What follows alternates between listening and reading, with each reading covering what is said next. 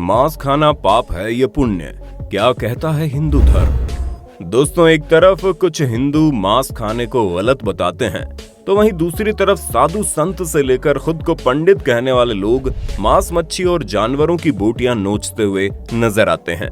खैर, इंसानों की ये दोगलापंथी तो सालों से चली आ रही है, पर यहाँ सबसे बड़ा सवाल ये खड़ा होता है कि आखिर हिंदू धर्म में मांस खाना पाप है या पुण्य।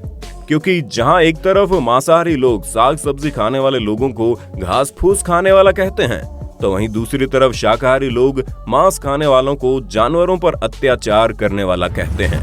अब आप इनमें से कौन है, उसके बारे में कमेंट में बताना, क्योंकि आज की इस वीडियो में हम आपको बताने वाले हैं हिंदू धर्म में मांस खाना पुण्य है या फिर उसे पाप में शामिल किया जाता है, और हिंदू धर्म ग्रंथों में मांसाहारी या शाकाहारी में से कौन सा भोजन सबसे सही माना गया है। सिर्फ इतना ही नहीं, हम वैज्ञानिक दृष्टिकोण से भी जानेंगे कि मांसाहार और शाकाहार में से क्या सबसे बेहतर है। अधजल गगरी छलकत जावे, यानी आधा ज्ञान हमेशा खराब ही होता है, और हिंदू धर्म में मांस खाने को लेकर भी लोगों का कुछ यही हाल है, जहां लोग अपनी अपनी सुविधाओं के हिसाब से बातें बनाते हैं और उन्हीं बातों को लोगों के बीच फैलाते रहते हैं, जिसकी वजह से आप लोगों के मन में अलग अलग तरह की मान्यताएं बन जाती है। मांस खाने वालों को लगता है कि वो दूसरे जानवर को मारकर अपने आप को ज्यादा ताकतवर बना लेगा, जबकि साग सब्जी खाने वाले इंसान को लगता है कि दूसरे जानवर को खाना पाप है। अगर देखा जाए तो दोनों ही बातें अपनी अपनी जगह सही है। हम इस बात को पूरी तरह से मानते हैं कि इंसान के मांसाहार खाने से जानवरों के शरीर की पौष्टिकता उसके शरीर में जाती है, जो उसे फायदा पहुंचाती है। यही वजह है कि दुनिया भर में अधिकतर जनसंख्या मांसाहार खाना पसंद करती है, पर लोग ये बात भूल जाते हैं कि स्वाद और सेहतमंद होने के लालच में वो जिन मांस मछली को बड़े चाव से खा रहे हैं, वही उनकी जान की दुश्मन भी बन सकती है। जी हाँ दोस्तों, अब ये बात कोई नई तो है नहीं कि अलग अलग तरह के जानवरों को खाने से उनके शरीर में होने वाले इन्फेक्शन हम इंसानों के शरीर में पहुंच जाते हैं, जो कई बार लाइलाज हो जाते हैं। और इतिहास काल में ऐसी बहुत सी बीमारियों ने हजारों की संख्या में लोगों को न सिर्फ अपना शिकार बनाया, बल्कि मौत के घाट भी उतार दिया। जो हाल ही में फैली हुई कोरोना वायरस नाम की बीमारी है, इसके पीछे का कारण भी एक जानवर को ही बताया जा रहा है। ऐसे में आप खुद ही सोचिए कि जानवरों का मांस जो अच्छे भले शरीर को बीमार कर सकता है, वो भला हमारे लिए कैसे फायदेमंद होगा। और अगर आपको अभी भी समझ में नहीं आया, तो रेगुलर बेसिस पर चिकन या फिश खाने वाले इंसान की तुलना साधारण सा दाल चावल और फल फ्रूट खाने वाले इंसान से करना, आप देखेंगे दोनों के न सिर्फ शरीर में फर्क देखने को मिलेगा, बल्कि उनके दिमाग में भी फर्क दिखाई देता है। जहां मांस मछली खाने वाले इंसान भले ही कसरत वगैरह करने की वजह से अपनी बॉडी बना ले, लेकिन उनका शरीर एक पौष्टिक आहार लेने वाले व्यक्ति की तुलना में कमजोर ही होता है। और जो इंसान पौष्टिक आहार लेता है, उसका मन भी बिल्कुल स्वस्थ रहता है, जो इधर उधर की बातों से परेशान नहीं होता और सिर्फ अपने काम से ही काम रखता है। और इन सारी चीजों की वजह मांस ही तो है। हाँ, एक जमाना हुआ करता था जब इंसानों के पास खाने योग्य और कुछ नहीं था। अब हम पत्थर और पत्तियां तो खा नहीं सकते, इसलिए हमने अपनी जान बचाने के लिए दूसरे जानवरों को खाना शुरू कर दिया। पर अब हमारे पास तरह तरह के विकल्प हैं जो जानवरों के मांस से ज्यादा पौष्टिकता प्रदान करते हैं। ऊपर से अगर हम किसी जानवर का मांस खाते हैं, तो उसकी हत्या का पाप भी हमारे सिर पर ही चढ़ता है। अब दोस्तों, ये तो हो गई नॉर्मल बात, हमारे हिसाब से हर इंसान को पता होनी चाहिए। लेकिन अगर हम धर्म के दृष्टिकोण से देखें, तो हिंदू धर्म में मांस खाना मना है या नहीं, इसे लेकर कई सारे लोगों के मन में गलतफहमी बैठी हुई है, जिसका सबसे बड़ा कारण लोगों के मन में वेदों के प्रति बैठी शंका है, जिसकी वजह से उन्हें ऐसा लगता है कि पशु की बलि देना ठीक वैसा ही है जैसे मांसाहार खाना होता है। लेकिन दोस्तों, यादें सच से ज्यादा और कुछ नहीं है। वेद और पुराण हिंदू धर्म के मुख्य ग्रंथ हैं। अगर हम वेदों की माने, तो वेदों में पशु हत्या को पाप माना गया है और मांस खाने की बात को साफ तौर पर मना किया गया है। सिर्फ इतना ही नहीं, वेद में तो कुछ पशुओं के मांस के बारे में कुछ हिदायतें दी गई है। यजुर्वेद में ये कहा गया है कि मनुष्य को परमात्मा की सभी रचनाओं को अपने जैसा ही समझना चाहिए, यानी जिस तरह एक मनुष्य अपना हित चाहता है, ठीक उसी तरह वो दूसरों का भी हित चाहे। अथर्ववेद में कहा गया है कि हे मनुष्य, तुम चावल, दाल, गेहूं आदि खाद्य पदार्थ भोजन के रूप में ग्रहण करो। ये तुम्हारे लिए सबसे उत्तम भोज्य पदार्थ है। तुम कभी भी किसी नर या मादा से हिंसा मत करो। जबकि ऋग्वेद में बताया गया है कि गाय जगत की माता है। और उनकी रक्षा में समाज की उन्नति है।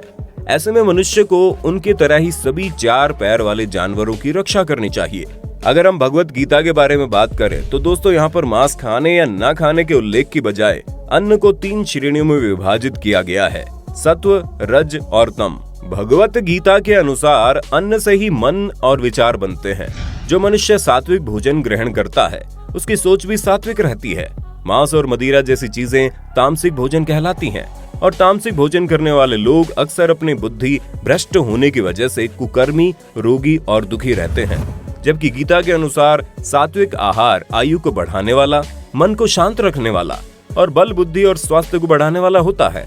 अब अगर आप सोच रहे हैं कि ये सात्विक भोजन क्या होता है, तो दोस्तों सात्विक भोजन का अर्थ यहाँ पर ऐसा भोजन है जो शुद्ध शाकाहारी होता है और उसमें अधिक तेल, मसाला, नमक या खट्टापन नहीं होता।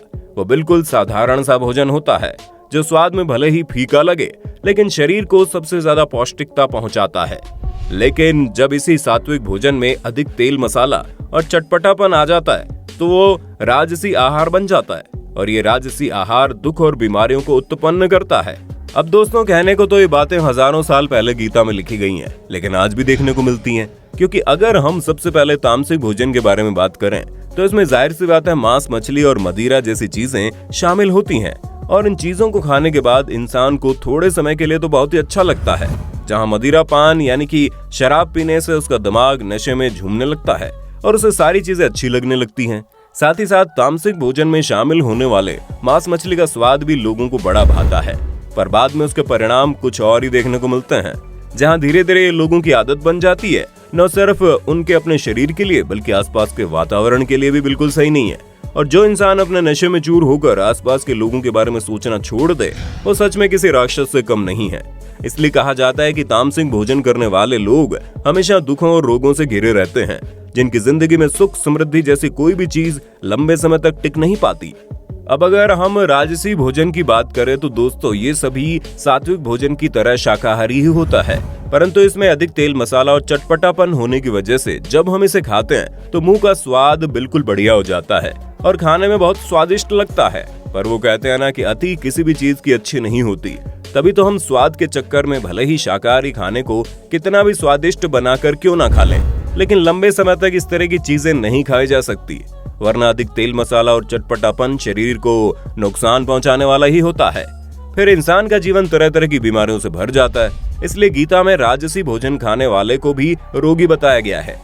लेकिन गीता में सबसे स्वस्थ और बढ़िया भोजन सात्विक भोजन को कहा गया है और असल जिंदगी में भी ऐसा ही है। तभी तो लोग जो डाइट पर जाते हैं वो सिर्फ घास फूस और उबला हुआ खाना ही खाते हैं। अब अंग्रेजी में तो ये डाइट कहलाता है, लेकिन अगर आप शुद्ध देसी भाषा में कहें तो इन्हें सात्विक भोजन कहते हैं, जो न सिर्फ इंसान के शरीर में मौजूद एक्स्ट्रा चर्बी को दूर करता है बल्कि इंसान के दिमाग में रहने वाली गंदगी को भी साफ करता है, जिससे न सिर्फ इंसान का शरीर बल्कि उनका मन भी बिल्कुल शुद्ध होता है। और इसीलिए सात्विक भोजन को सबसे बेहतर और बढ़िया भोजन कहा गया है। हालांकि अगर आप चाहें तो 1-2 दिन के लिए सात्विक भोजन छोड़कर राजसी भोजन का स्वाद ले सकते हैं, पर आप अगर लगातार इस तरह का भोजन करेंगे तो बीमारियां आपको घेरने में ज्यादा समय नहीं लगाएंगी। और ये बात केवल धार्मिक किताबों में ही नहीं लिखी गई है, बल्कि विज्ञान भी इस बात को प्रमाणित कर चुका है कि हमारे शरीर के लिए मांसाहार की अपेक्षा शाकाहार भोजन ज्यादा फायदेमंद होता है।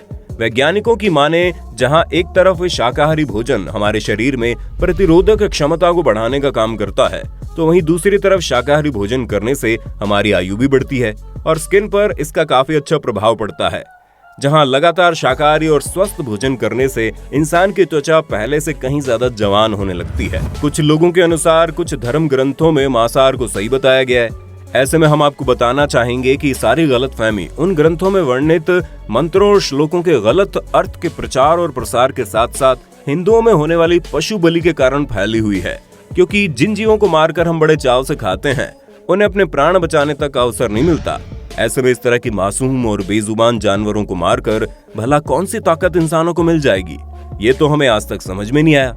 आपका इस पर क्या कहना है, कमेंट में बताना। इस तरह के वीडियोस देखते रहने के लिए हमारे चैनल फैक्ट मंत्रा को लाइक, शेयर और सब्सक्राइब करना ना भूलें। धन्यवाद। दोस्तों, आपकी स्क्रीन पे 2 और वीडियोस दिख रही हैं, जिसे देखने के लिए आप इस स्क्रीन पर क्लिक करें। दोनों देखिएगा, बहुत अच्छी वीडियो बनी है।